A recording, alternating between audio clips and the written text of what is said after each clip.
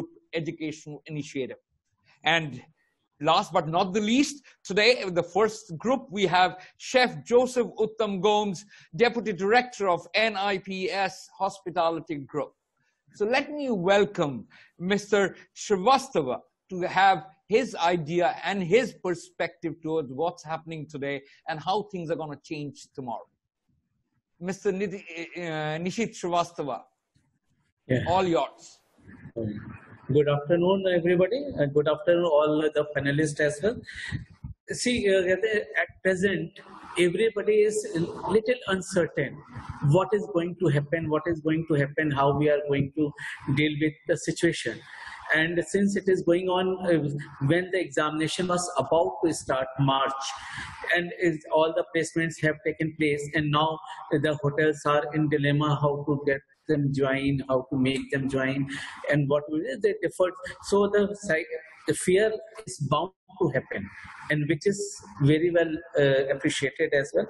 But what I perceive, it is no one need to be worried, because it is going to be new normal. New normal is, yes, we have to make certain changes. The personal protection is equally important and very, very important. The working pattern, lots of technological interventions will take place in the hotel operations.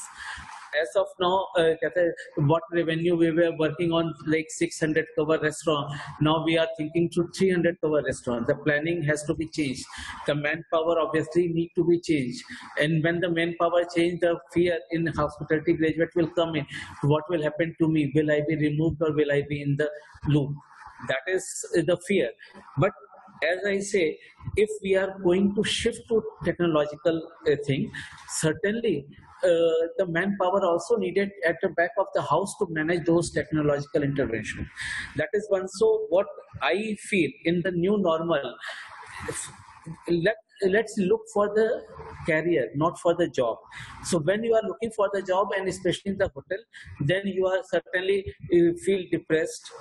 But if you are looking for a career and spreading your horizon to select the jobs in any of the field which is offered to the hotel management graduates, such as retail, such as surface transport, such as cruise lines, airlines, then event management, hospitals, because nowadays even hospitals, except medical and paramedical team, everything is by the hotel manager, all the top hospitals.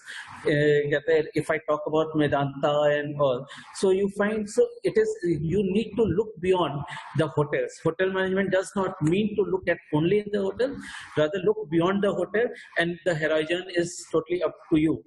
The malls are there, the cineplexes are there, then lots of housekeeping contracts will come in and upgrade themselves.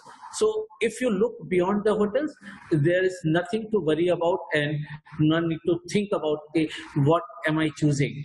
You are not choosing a job, you are choosing a career. When you are choosing a career, you should be confident about it. That's all from my side. Over to you. Great. Thank you so much, Mr. Srivastava. I think there are two things which are very important what you spoke. One is, do not look for a job, you're looking for a career. I think that is one of the most important aspect of it. And the second one you said is expand your horizon. There are multiple other perspectives, multiple other job prospects. It's not about only one job you're looking at. You should look at a bigger picture. I think that's one thing which came out very loud and clear. So great, thank you so much. And I would like to move on to the next dignitary of ours, Miss Vidisha Sarkar, to talk about how we are going to overcome the challenges at this point in time, what we are going to face by the new normal, and how would the students prepare themselves and move on for the next phase of their life. Yes, Ms. Sarkar, all yours. Actually, if the Srivastava sir told that is each and every word is really very much appreciable, because students have to choice about their career, not their job. If they will think about, okay, fine, I'll take a job in hotel right now, so that would be difficult, as because we are facing a challenging time right now. So we have to change altogether the scenario. The technology will take place, and manpower, the hotel or other industries, they will take manpower according to their the technological scenario. And after that one, if a person, definitely, but I would like to tell you, there are so many people working in the hotel or other sector, they are purely unskilled. So if those people are skilled, if they are student of the hotel or hospitality sector, they have learned the entire thing, so definitely that place will be for them only. As because afterwards, after that COVID, maybe after October or after November, maybe it will we will overcome all those things. So after that, what will happen? Hotel or other sectors like airlines, cruise line, and retail, whatever sir was talking about, and banking sector as well, they will look for the technology savvy people. So they will start hiring from them. The students should think about that. I will study well, I will join that industry, and I will be well equipped. I will be equipped enough to join that industry. So they have to create their thinking, their path, their guideline on according to that only. Great, Ms. Sarkar, you gave the right idea that look at the skill building, right? Now, I think when I talk about hospitality, hotel and hospitality industry, the challenges, the skill sets, there are multiple other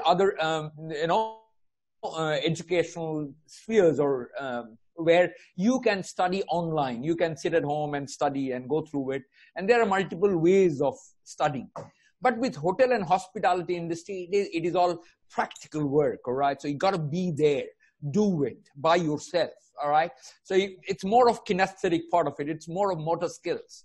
So how would you tell people to get them prepared on those lines?